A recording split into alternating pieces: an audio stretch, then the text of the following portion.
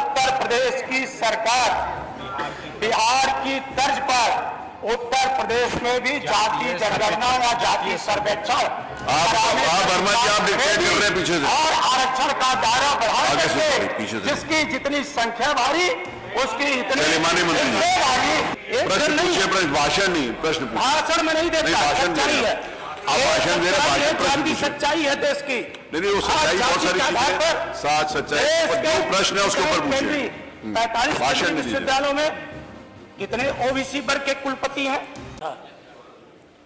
और जातियों के कारण सम्मान भी मिलता है और जातियों के कारण अपमान भी मिलता है। बाबा साहब डॉक्टर भीमराव अंबेडकर ने जो हमें व्यवस्था दी थी,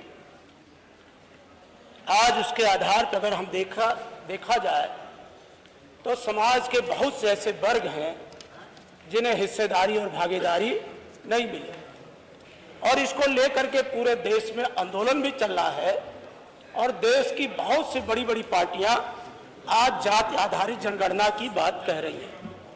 मैंने पिछले भी सत्र में इस बात का उल्लेख किया था कि जाति आधारित जनगणना कराई जाए, लेकिन उस दौर में शासन की तरफ से आदरणीय शाही जी ने जवाब दिया था कि यह भारत सरकार का काम है। और हमने जब बिहार की बात कहा था तो उन्होंने कहा हम बिहार से उदाहरण नहीं ले सकते, लेकिन मुझे बताते हुए आपके बीच अपार खुशी है कि बिहार सरकार ने हिम्मत दिखाई और जाति आधार पर जनगणना भी कराया, सर्वेक्षण भी कराया और उसको लेकर के जब हाई कोर्ट में मानवर चुनौती दी गई और सुप्रीम कोर्ट में जब चुनौती दी गई तो सुप्रीम कोर्ट ने कहा बिहार में जाति जनगणना को लेकर दायर याचिका पर आज सुप्रीम कोर्ट में सुनवाई हुई। कोर्ट ने शुक्रवार को बिहार सरकार को उसके जाति सर्वेक्षण के और आंकड़े प्रकाशित करने से रोकने से इनकार कर दिया और कहा कि राज्य को कोई भी नीतिगत निर्णय लेने से नहीं रोक सकता है। शीर्ष अदालत ने याचिकाकर्ताओं की उन आपत्तियों को खारिज कर दिया जिसमें मांग की गई थी कि राज्य सरकार आगे और आंकड़े जारी ना करे। पीठ ने कहा कि हम इस समय कुछ भी नहीं रोक रहे हैं, हम राज्य सरकार या किसी भी सरकार को नीतिगत निर्णय लेने से नहीं रोक सकते हैं या गलत होगा। याचिकाकर्ताओं की ओर से पेश वरिष्ठ वकील अपराजिता सिंह ने कहा कि मामले में गोपनीयता का उल्लंघन है और हाई कोर्ट का आदेश गलत है। इस पर पीठ ने कहा कि चूंकि किसी भी व्यक्ति का नाम और अन्य पहचान प्रकाशित नहीं की गई है, इसलिए यह तर्क की गोपनीयता का उल्लंघन हुआ है या सही नहीं हो सकता है। मानवर, जब देश की सुप्रीम कोर्ट इस बात को मान रही है और भारतीय जनता पार्टी, तो ऐसा लगता है कि पूरे पिछड़ा वर्ग का इनसे बड़ा कोई हितैषी नहीं है। मंडल आयोग की सिफारिशों का सबसे ज्यादा विरोध किया भारतीय जनता पार्टी ने। आज हमारे नेता स्वर्गीय मुलायम सिंह यादव नहीं है, आदरणीय लालू प्रसाद जी हैं, पासवान जी हमारे बीच नहीं है, शरद जी हमारे बीच नहीं है। कितनी लड़ाइयों के बाद हमें मंडल आयोग की सिफारिश लागू हुई।